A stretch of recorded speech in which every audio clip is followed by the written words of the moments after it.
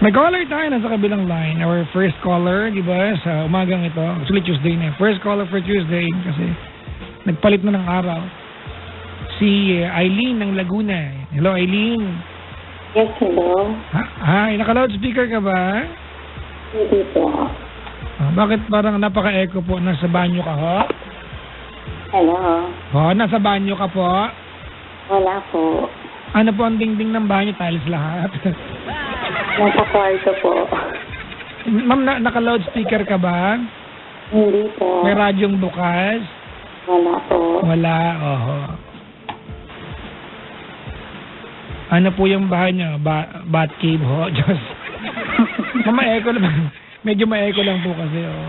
Kasi nasa aircon. Huwag niyo. Nasa tabi namin kalsada. Hindi, ma'am. Oh. Walang echo po ang aircon. Eh. Pati aircon na nanimik, magbibintangan niyo pa. May aircon din kami. Sa kwarto ko nga, 11 ang aircon eh. Diyos. Bakit? Ayan, Papa Jack, okay na? Dikit niyo po sa labi yung telephone mo. We are not gonna continue unless I have your audible on here. Ayan, okay na. Ano pong ginawa niyo? Pumasok ako ng kwarto. Nagdati ako sa sala. Ilang kwarto ba pinapasok niyo? Pakisagot ho, in aid of legislation. Dalawa. Joke. Sige ma'am, dikit niyo po. Ano pong ma'am, are you using a cellphone right now? Yes. Landline cellphone? A cellphone landline? Landline cellphone. Ano ba talaga ang tama? Cellphone landline o landline cellphone? Parang choco nag-aras o gaso si choco? Hindi mo alam ano totoo, no? Hindi ko alam eh. Kung anong tawag eh. Pinatulan pa yung ako.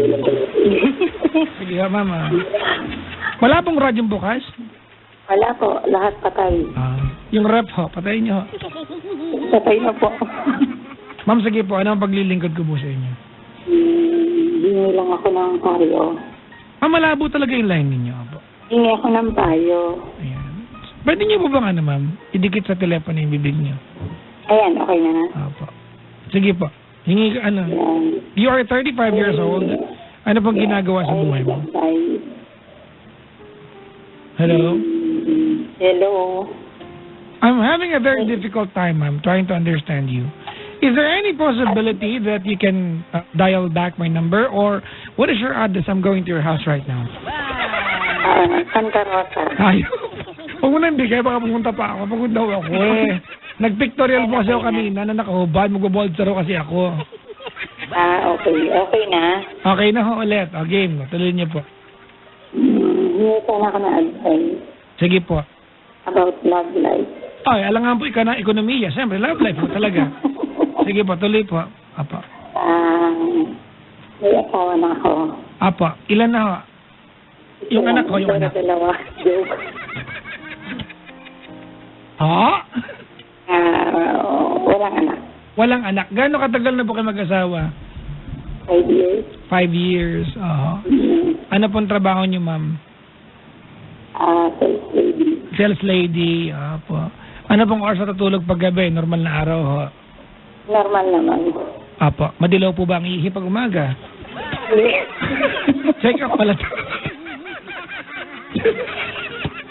Check up pala to. Ilangunan po ang gamit. May laway. Hubay yung kaliwa. Sige. Okay, ma'am. Ano?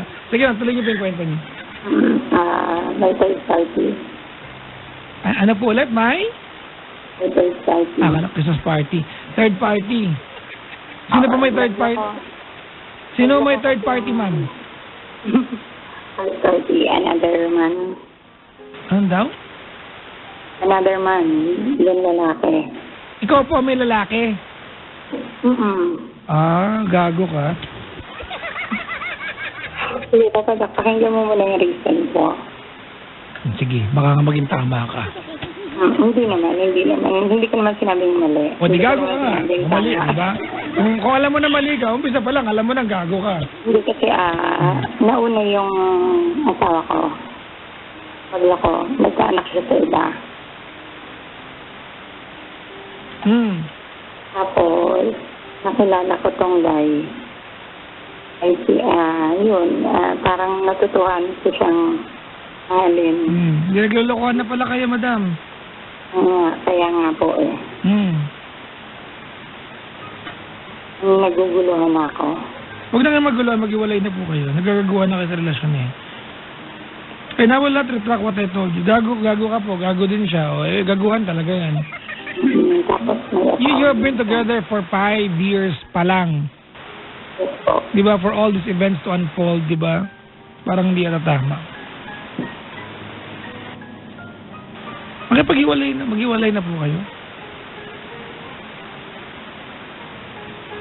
Kaysa naglolokohan po kayo. Kahit matagal na kami. Ha? Kahit matagal na kami. Sana po sinabi mo yan bago ka ng lalaki. Diba? Naiipokritahan ako sa'yo para kahit matagal na kami, mag-iwalay kami, gago ka pala, ba't ka ng lalaki? Kahit ba, diba? Kahit, ano yung gantihan? Kailan pa naging tama yung ginawa nyo? Kailan pa kayang pwedeng itama yung mali? By doing another mistake? It will never happen. There is no chance, di ba, in this lifetime na mariniwalaan kita na mahal mo yan kung nalalaki ka naman.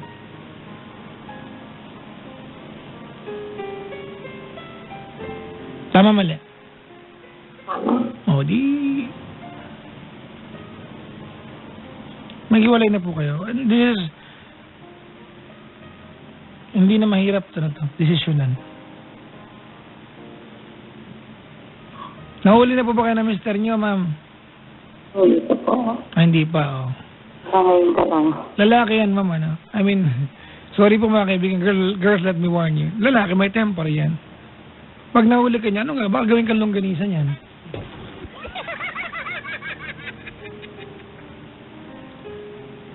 Maghiwalay na ho kayo. Pack your things and leave.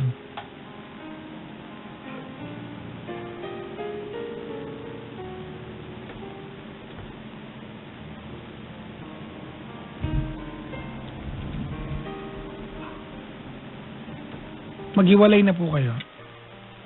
Okay po. Sorry, I made it so easy. I made it sound so easy po. Hiwalay ang pinag-usapan dito. Maybe at some point down the road that ma-realize nyo na it will be the right decision to make. Yung paghiwalay na yan.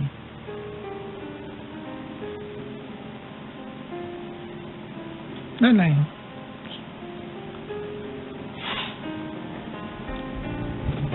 Ayoko nang patagalin pa po ito. I'm sure, mama, no? You were able to tell this to some of your friends. Tama ba ako mali? Tama po. And I'm sure they gave you the same advice. Tama? Tama po. Alright. I don't want to play the hero here. But before asking me the question, you already know the answer. Kahit po parang gumanti lang ako sa kanya. Ma'am? Gumanti lang ako. Hindi ka gumante kasi ang sabi mo kanina, minahal ko rin po itong lalaking ito. Yes po. See? Kung gumanti ka lang, nagbubad ka ng panty mo, nagpaanak ka sa iba. Yan, sakto ganito yan, di ba? Pero hindi eh. There is no emotional attachment.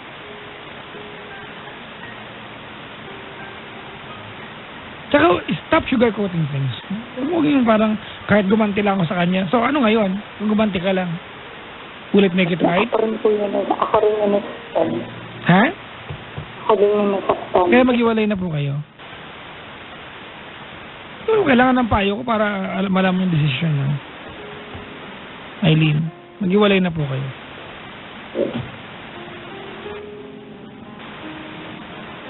Okay? Okay po. Anong gagawin mamaya? Ipatid ko siya. Ha? Ipatid ko. Hindi ko talaga naman yun. Sige, salamat po sa pagtawag ha.